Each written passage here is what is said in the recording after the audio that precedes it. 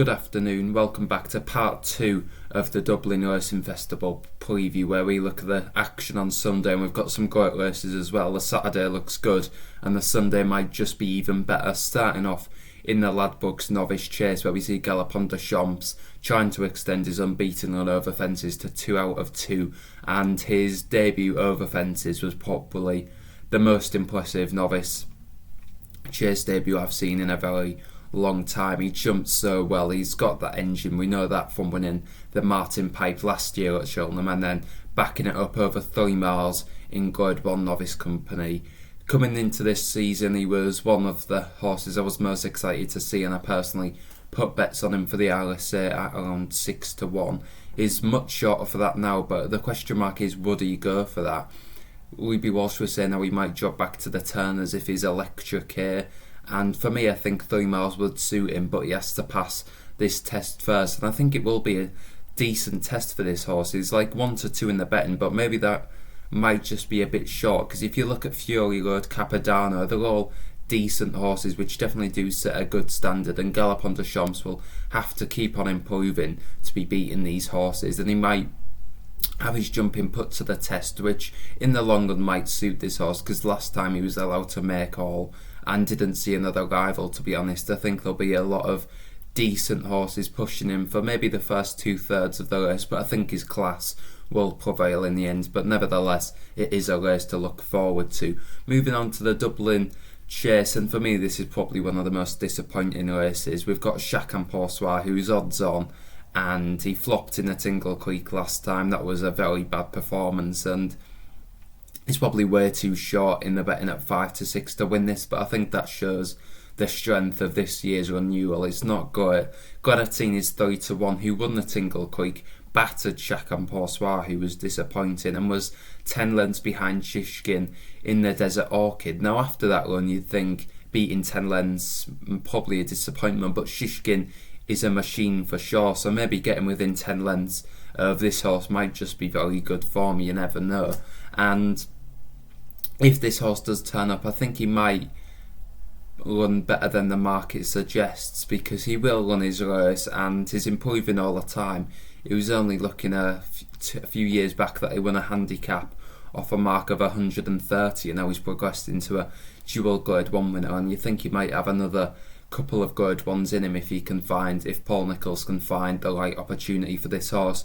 Looking further down into the betting, we see Captain Guinness, who was 6 lengths behind Grenadine in the Tingle Creek. Now this horse can sometimes not jump the best, which would be a slight concern, but on his day is a decent enough horse in his own right, and might just prove a decent each way bet. I mean, he's about 6 to 1 in the betting, so there's not much value there, and I think Chacun Pour Soi, Captain Guinness all have question marks around them, and I don't think Grenadine is an out and out Grade 1 horse, but we'll see who wins this race. For me it's not a race that gets me excited like the Irish Champion Hurdle, which we'll move on to now, and Honeysuckle is 1 to 2 to extend the unbeaten run again.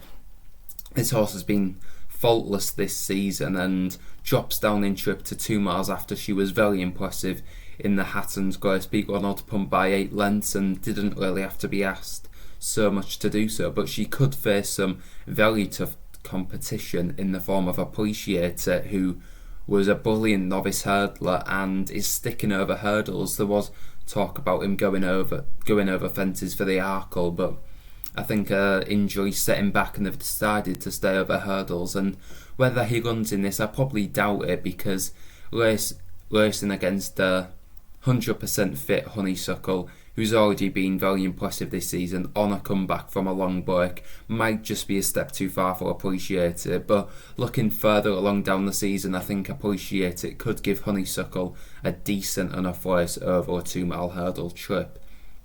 Looking further down the betting, and one horse that has caught my eye is San Juan at 16 to 1. Now this horse I've been following for a very long time, and I think it might just be a lot better horse than we've seen on the track. It won impressively in a Cheltenham handicap a few years ago, and I think the key to this horse is if he can settle. He didn't settle last time when he was 5 lengths behind Sharjah, and he was only around 4 lengths behind Zana here, who's 9-1, and Sanwa is 16-1. I can't really see the differentials in price in this one, and I actually think Sanwa might just be the one which is following Honeysuckle up the straight into second. He's around 25-1 for the Champion Hurdle, well, and I'd give him a squeak in that if he turned up. I mean, he's got a rating of 155 at the minute, so he could sneak into a top weight in a handicap at the festival. But for me, I think connections think the world of this horse, and he just hasn't been able to show it. And I think this season he might just surprise a few people. And for me, at 16-1, he definitely could be a player in the Irish Champion Hurdle, where quite a few of these probably won't be turning up. I think it might just be a 5-runner race in the end, and he could definitely finish second.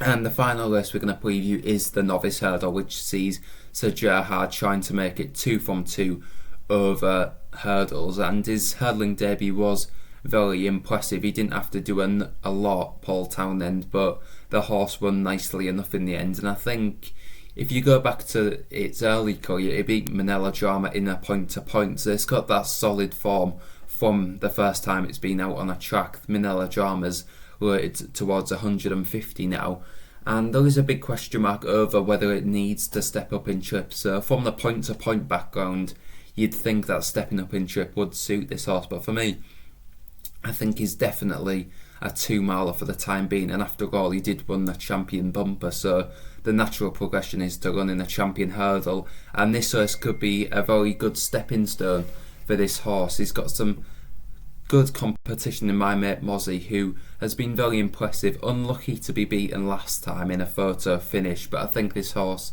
would have won it if for a bad mistake at the last. And 3 Stripe Life as well is one I've taken at much bigger prices for the Champion Hurdle, and he turns up here after being beaten by Mighty Potter by a length and a half. That was decent enough form.